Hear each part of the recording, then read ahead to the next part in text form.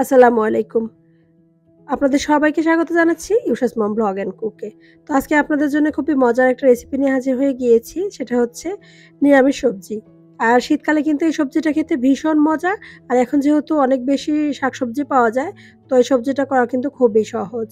তো এখানে আমার ঘরে যে সবজিগুলো ছিল সেগুলোই নিয়ে নিয়েছি। পটল নিয়েছি, বরবটি নিয়েছি, এখানে গাজর নিয়েছি, আলু নিয়েছি। তারপরে ঝিঙ্গা ছিল, ঝিঙ্গা নিয়েছি। মানে যা ছিল আরকি সব সবজি নিয়েছি। আপনারা চাইলে এর চেয়ে বেশি সবজিও নিতে পারেন। পেঁপে নিয়েছি। আর এই সবজিটার কিন্তু মেইন উপকরণ হচ্ছে পুঁইশাক।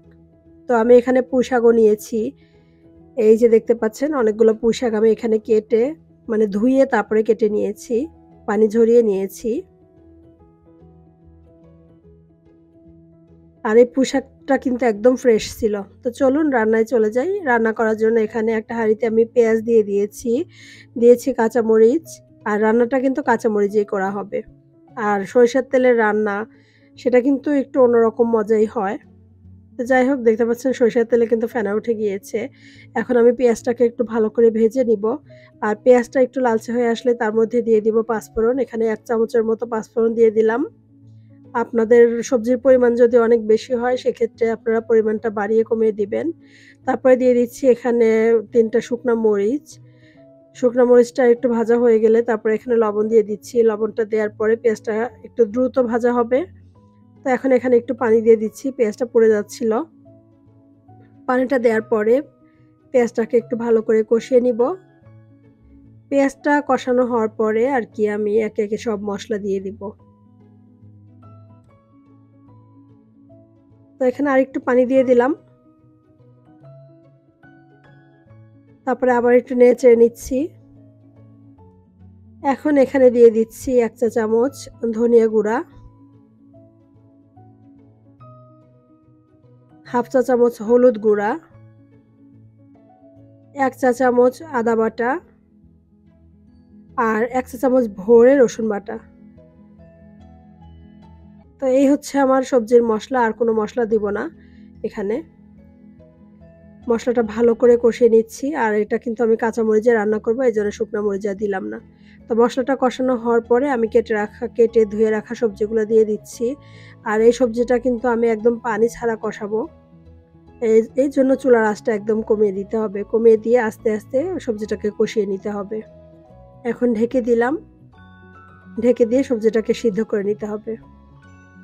তো সবজিটা অনেকটাই সিদ্ধ হয়ে এসেছে। এরপরে একটু নেড়ে-চেড়ে দিচ্ছি যেন নিচের মসলাটা পুড়ে না যায়।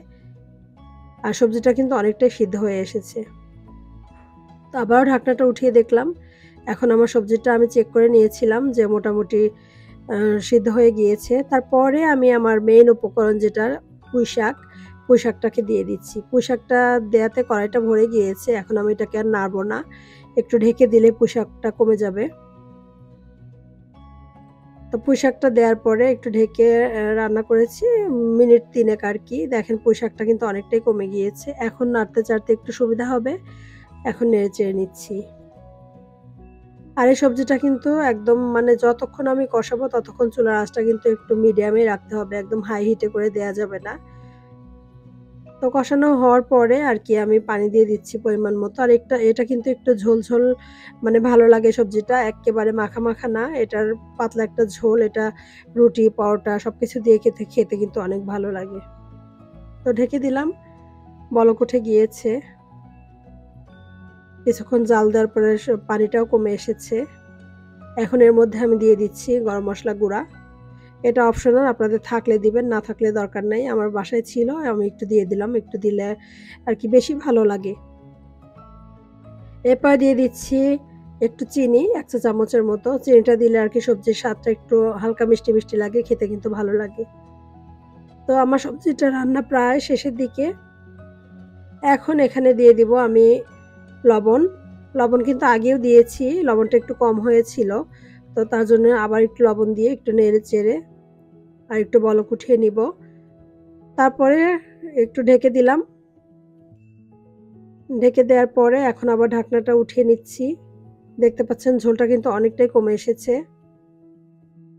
এখন দিয়ে দিচ্ছি ২ চা চামচ ঘি। ঘিটা দেওয়ার ফলে সবজিটা যে কি মজা হয় এটা আসলে আপনারা যদি এভাবে রান্না করে খেয়ে দেখেন, তখন আপনারা ফিল করবেন যে আসলে সত্যি বলেছি কিনা। তো আমার সবজিটা প্রায় হয়ে গিয়েছে। আর কিছুক্ষণ জাল দেওয়ার পরে আমি চুলাটাকে বন্ধ করে দিব। তো চুলাটাকে বন্ধ করে দিয়েছি। এখন সবজিটা বেড়ে নিব। তো দেখলেন তো কত সহজভাবে, কত মজাদার একটা সবজি রান্না করে ফেললাম। আর এটা কিন্তু রুটি, পরোটা, ভাত সবকিছু দিয়ে অনেক মজা। আমি তো এমনিই খাই। তো আশা করছি রেসিপিটি আপনাদের কাছে অনেক ভালো লেগেছে। ভালো লাগলে আমার পাশেই থাকবেন। আল্লাহ হাফেজ। আসসালামু আলাইকুম।